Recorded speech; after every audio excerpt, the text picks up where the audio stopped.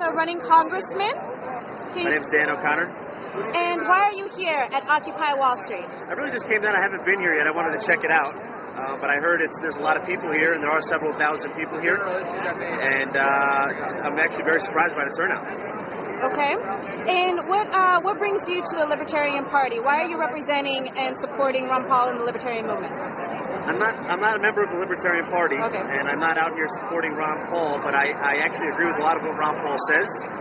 And Ron Paul is very critical of the Federal Reserve Bank, which gives trillions of dollars to the banks here in Wall Street that we're surrounded by.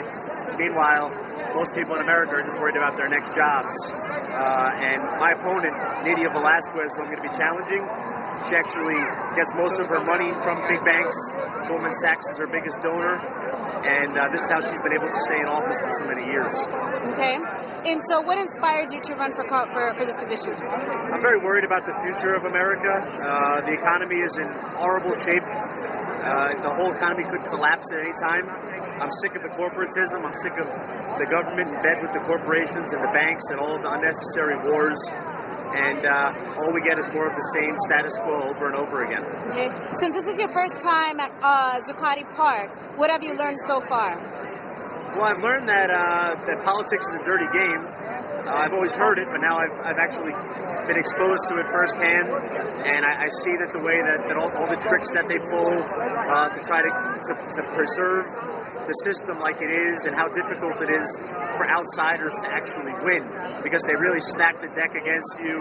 They use all of their favors and the payoffs and all their friends to try to keep you from outsiders from winning. Okay. This movement was called by a lot of people on Wall Street, as they named it, as the Romper Room Revolution. And so what is your opinion, or how do you feel about the young people that began this movement? I think it's great. I think the young people are really where the changes come from in this country. I think the young people are really concerned about their future. I think the young people, they get a lot of their information from the internet, as compared to the older generation, who they go to the mainstream media, the typical publications, the Wall Street Journal, the New York Times, Fox News. Whereas the young people, they really know what's going on because they read stuff from the internet.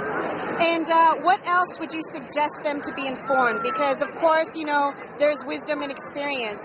So what would you suggest these young people to read or approach or find or research? Continue to stay on the internet. Stay away from the mainstream.